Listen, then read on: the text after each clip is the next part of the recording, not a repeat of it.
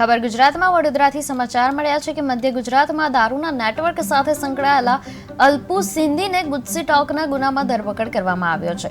2025માં નોંધાયેલા ગુજસી ટોકના કેસનો મુખ્ય આરોપી હરિયાણાથી ક્રાઇમ બ્રાન્ચે બાતમીના આધારે ઝડપી પાડ્યો છે અને અલ્પુ સિંધી પર 2012થી અત્યાર સુધી ખંડણી, મારામારી, હત્યા કરવાનો પ્રયાસ અને દારૂ સંબંધિત 52 ગુનાઓ નોંધાયેલા છે।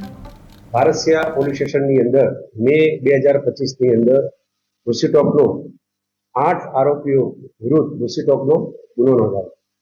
આ ગુનાની તપાસ એફ ડિવિઝન પ્રણવ કટારિયા સાહેબ કરી રહ્યા છે। જે તે વખતે 5 આરોપીઓની ધરપકડ કરેલી અને આ 5 આરોપીઓ હાલ જ્યુડિશિયલ કસ્ટડી જેલમાં છે। આ ગુનાનો મુખ્ય આરોપી અલ્પુ સિંધી પોલીસ પકડથી દૂર હતો।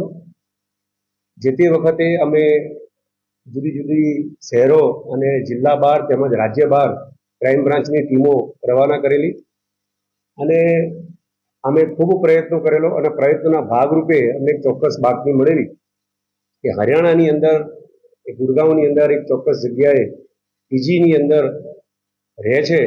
એ બાતમીને હ્યુમન રિસોર્સથી અને ટેકનિકલ રિસોર્સથી એને ચોક્કસ જગ્યા પ્રસ્થાપિત થયેલી અને ગઈકાલે રાત્રે અમને એ આરોપી હરિયાણા મુકામેથી મળી આવેલો અને એને આજરોજ હાલ વડોદરા શહેર લાવવામાં આવેલો છે।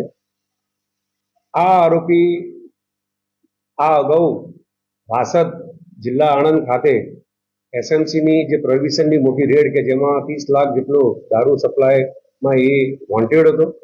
એ સિવાય ફતેગંજની અંદર ફતેગંજ બ્રિજ ખાતે જે હેરી સિંધી છે એ પણ લિસ્ટેડ બુટલેગર છે। એ બુટલેગર સાથે પણ ફતેગંજ બ્રિજ ઉપર એપ્રિલ 2025ના એને મારામારી કરેલી 307 જેવો ગંભીર ગુનામાં પણ એ વોન્ટેડ।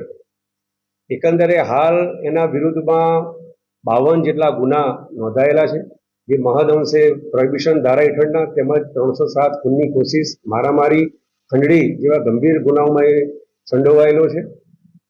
હાલ આ આરોપીને ફતેગંજ તેમજ વારસિયાના ગુજસી ટોકના ગુનાના કામે જે તે આઈઓને સોંપવાની તજવીજ હાલ ચાલુ છે અને એ સિવાય અન્ય કોઈ આરોપી સંડોવાયેલો છે કે કેમ તેની વધુ પૂછપરછ હાલ ચાલુ છે।